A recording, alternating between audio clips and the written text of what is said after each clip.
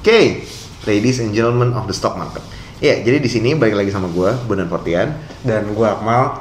Ya, jadi di sini kita pengen bahas yang sekarang lagi rame nih, binary option. Jadi sebelumnya basicnya gue kalau disuruh main sendiri belum pernah kalau untuk binary option, tapi gue pernah main future, jadi ya mungkin sedikit banyaknya gue tahu lah. Nah, kalau menurut lu gimana Mal tentang binary option ini gimana gitu? Jadi kita sebenarnya bicara soal ini kan banyak perdebatan ya. Iya. Ini adalah trading atau bukan? Iya. Dari situ mulainya. Kita mulai dari situ, kita bahas mulai dari kata-katanya dulu. Trading itu kan jual beli, pertukaran ya, perdagangan. Lalu kalau kita, gue nggak paham ya apa bahasanya, maksudnya nama istilah Inggrisnya gue nggak paham, cuman kalau kita ibaratnya tuh kita breakdown nih, jadi kayak bahasa itu cuma trade doang, nggak ada ing-nya gitu. Iya. Lupa tuh namanya apa. Iya kata-kata dasarnya, kata dasarnya tuh trade itu berdagang. Kan. Bertukar atau berdagang. Iya, berdagang itu kita balik lagi berarti ke konsep permintaan dan penawaran. Betul. Ya kan, ada demand dan ada supply. Betul. Kalau ada konsep permintaan dan penawaran, nanti jadinya akan ke prinsip ekonomi, kegiatan ekonomi dan lain sebagainya, di mana ada transaksi antara pembeli dan penjual. Betul. Yang ditransaksikan adalah asetnya dong. Betul. Aset dalam hal ini barang. Barang lah, pokoknya barang yang ditransaksikan. Contoh, lu jual spidol nih Dan. Lu jual spidol 100 perak. Gue beli. Ya, 100 perak. Berarti yang kita lakukan adalah trading barusan. Iya, ini kayak saham ya, Sebenarnya kita berdagang. Kayak saham. Jadi asetnya yang diperjualbelikan adalah spidol ini. Konsepnya dari situ. Nah, sekarang kalau kita lihat, sebelumnya di sini gue udah pernah main binary options. Karena waktu itu gue penasaran aja gitu kan. Jadi mungkin lo koreksi gue juga ya Dan ya kalau misalnya. Jadi konsep daripada binary options itu sendiri adalah lo itu menebak. Gitu. Menebak dia itu akan naik atau akan turun. Jadi tidak ada aset yang diperjualbelikan. Oke. Jadi ada time frame-nya sudah ditentukan sekitar 1 menit 30 detik kalau gue nggak salah Dan ya. Jadi di situ lo harus nebak apakah dia akan naik dalam 1 menit ke depan atau akan turun.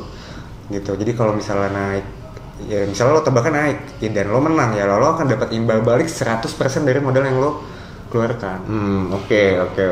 Kalau bukan 100%, mungkin 80% ya, 20% kan untuk fee kepada si aplikasinya ini. Oke, gitu, yang sama aja kayak kita tadi di sana ada fee buat bursa, fee buat sekuritas. Tapi kalau lu loss 100%. Jadi kayak meskipun dia turun cuman sedikit, tapi lu loss semuanya.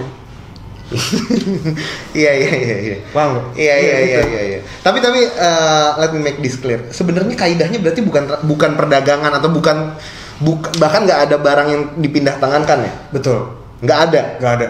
Kalau menurut gua, berdasarkan penelitian gua nggak ada. Karena jadi tahun 80-90 nama sistem ini bukan binary options, melainkan bet on market (BOM). Oke. Dan mungkin karena gua nggak tahu ya, karena mungkin emang bahasanya agak kasar aja gimana, jadi makanya diganti jadi binary options. Jadi ini sebenarnya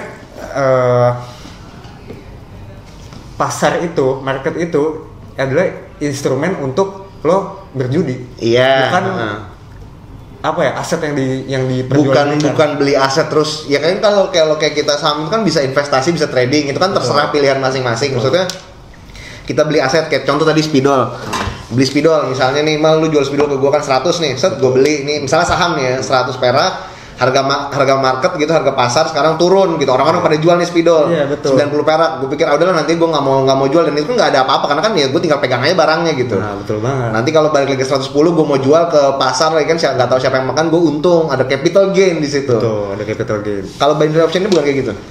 Jadi gini, kalau capital gain itu katakan gini Dan, lo jual ke gue misalnya nih 1.000 ya. Iya. Kan? Seceng lah bahasa kitanya, bahasa anak mudanya. Berarti gue beli, seceng. Besoknya gue jual misalnya ke kameramen nih si Niko. Niko, Nik, gue jual ke lu nih spidol 1.500, lu mau nggak? Niko mau. Berarti gue dapat keuntungan berapa? 500 rupiah. Iya, capital gain 50%. Berarti kan kayak gitu. Tapi kan kalau di binary options itu gini Dan, mau dia naik, jadi misalnya gini, ini spidol katakan gini ya, gue tebak-tebakan nih sama lo, dan ini spidol besok naik harga berapa? Katakan gitu ya, meskipun kita Iya. nggak ini kan spidol nggak bisa Benar, naik ya. benar. Bukan nggak ada harga pasarnya, iya. Perumpamaan. Ini spidol besok lo naik harga berapa? Turun apa naik? Ya, menurut gue naik, menurut gue turun. Gue naruh duit nih cepet, lu juga cepet. Ya kan gitu. Iya. Tahu-tahu besoknya turun, ya kan? Tadi gue naik apa lu yang turun ya? Gue lupa lah pokoknya. Gue lupa deh. Pokoknya lu naik gue turun deh, udah gitu ya. Nah, duit cepet. Besoknya ternyata naik. Berarti gue kalah dong. Iya. Lu Jadi menang. duit itu jadi gue yang ambil gitu kayak gitu. Misalnya ini naik dari 1000 ke 1100. Berarti kan harusnya cuma 10% dong. Harusnya kalau gue beli barangnya. Iya, kalau barangnya. Tapi karena kita tebak-tebakan, mau dia cuma naik misalnya 1000.1 rupiah. Iya. Naik kan judulnya naik ya udah duitnya buat lu semua. Oke, berarti itu pure gambling ya. Kalau gue boleh ngomong gitu. Tuh. Option. Iya. Pengalaman lu gimana main binary option? Jadi gue main binary option dulu dengan sadar gue lakukan. Oh, dengan lu tahu ya? Dan gue tahu bahwa posisinya ini adalah Bukan trading. ini adalah betting. Iya. Betting adalah gambling. Jadi dengan keputusan gue sendiri gue kayak mau coba di aplikasi ini. Karena gue posisi tahu ini bukan trading. Iya. Cuman maksudnya lu ngerti, lu bisa baca chart, lu ngerti Betul, technical. betul. Jadi udahlah gue coba aja lah gitu. Coba meskipun ya pokoknya gue sadar deh ini betting menurut gue gitu. Karena kalau tadi mungkin kan kelamaan ya Betul.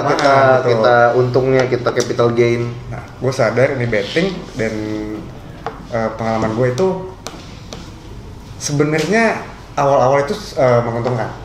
Awal-awal tuh berapa trade berapa bet pertama? Atau berapa hari pertama? Sekitar 10 sampai 12 bet pertama itu menguntungkan. Oke.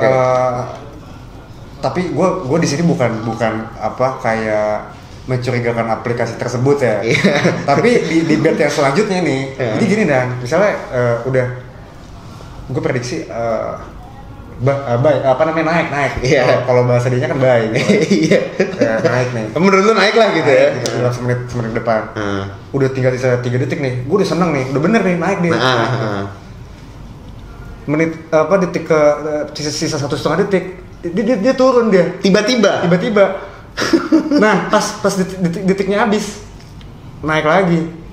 Gitu. Jadi kalau dan ternyata jadi yang gua teliti, maksudnya yang gua cari tahu dan gua gak cuma gua doang yang mengalami seperti itu, ternyata banyak. Dan itu adalah istilah namanya sliding. Iya. Jadi selama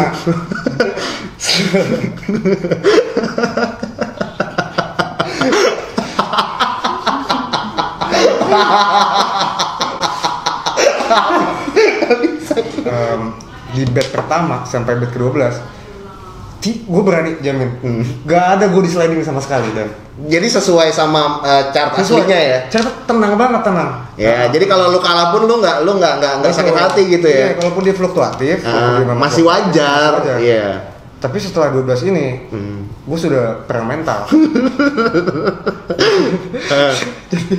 Jadi gue nggak tahu kenapa ya. Pokoknya setelah trade ke-12 gue nih, bukan trade. Oh, ya Allah. Sorry ya, bet. Itu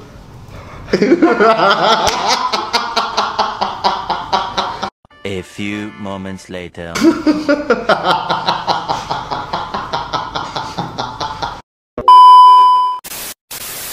Ya maksud gue gini, mungkin gue mau sedikit simpulin. Berarti maksud gue gini, kalau misalnya ini emang aplikasi bet on market gitu ya. betul.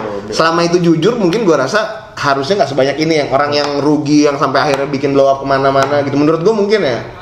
Kalau pure dia marketnya bener ngikutin market si instrumen tersebut gitu. Kayak contoh misal spidol ini beneran dia ngikutin harganya, nggak dimainin, nggak di sliding kalau kata lo itu. Berarti sebenarnya mungkin harusnya nggak banyak yang ngomel-ngomel kayak gini dong. Ya. Mungkin apa namanya, dan afiliator. Terus sempat dengar juga. Iya itu sering dengar. Mungkin mereka masih seumuran sama kita. Oke. Jadi gini, gue yang memang udah terjun di dunia pasar modal Indonesia nih. Udah lama lah, udah sekitar ya mungkin 5-7 tahun lah. Ya udah cukup lama lah ya. Cukup lama lah, mungkin udah cukup lama. Nah, gue merasa bahwasanya edukasi yang dilakukan itu tidak tepat. Oke. Gue mau nanya nih, maksudnya mereka ini emang mengedukasinya gimana sih gitu? ya ini ya trading itu adalah ya apa ya, aplikasi binary options ini trading. Gitu. Jadi sebenarnya menurut gue sih lebih baik kalau misalnya mereka menyampaikan bahwa ini adalah aplikasi bet on market, ya jujur aja. Tapi langkah baiknya jangan kita samakan dengan arti kata investment dan trading itu sendiri. Iya, karena itu nggak bisa investasi. Nggak bisa. Jangan dibiaskan. Gitu. Karena banyak pemahaman anak-anak muda sekarang juga trading itu adalah binary options. Jadi saham itu mungkin juga mereka mungkin mikirnya juga dimasukkan sebagai kategori trading, obligasi juga mungkin reksadana produk-produk resmi pemerintah. Ya itu bisa ditradingkan karena emang ada jual belinya. Binary options bisa menawarkan keuntungan yang sangat cepat gitu. Iya, dan besar ya. Cepat dan besar. Iya. Tapi kan harus jujur lah kalau ini tuh Iya, karena emang nggak tepat sih kalau misalnya dengan penjelasan yang tadi lu bilang. Itu sama sekali nggak bisa dibilang sama sekali nggak bisa dibilang trading karena nggak ada yang dijual, nggak ada yang dibeli, meskipun mereka pakai istilah itu ya kalau kata lu kan mereka pakai istilah buy sama sell nih. Betul. Jadi kalau sell itu maksudnya kayak nge-short gitu, kita prediksi ini bakal turun, kita taruhan bakal turun.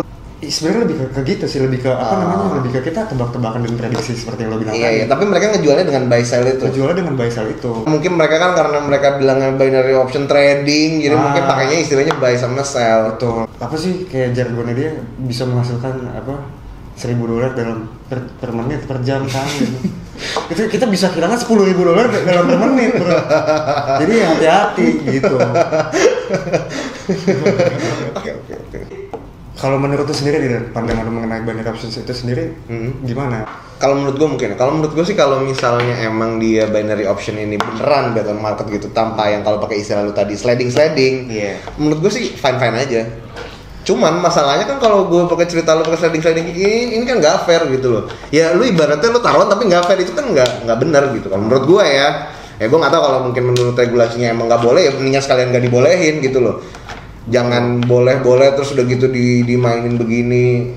Karena sekarang investasi udah lebih aksesibel lah dibandingkan dulu. Mungkin kan kalau main saham duitnya harus banyak atau apa. Nah, sekarang tuh bahkan ya kayak kemarin aja kita $0 aja udah bisa buka akun. Iya, benar. $0 kalau nanti taruh 100.000 udah bisa beli saham yang mungkin bagus tapi valuasinya masih murah kan bisa gitu. Untuk kita menjadi kaya gitu, kita butuh proses semuanya. Gak semerta-merta semuanya langsung tercapai.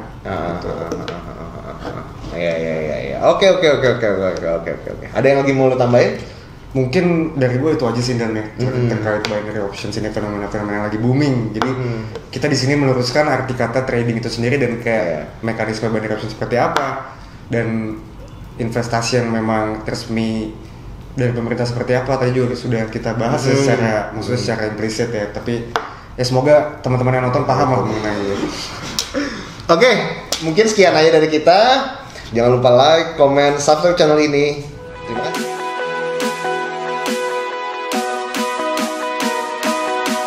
Niat transaksi obligasi atau saham, woi bina harta deh.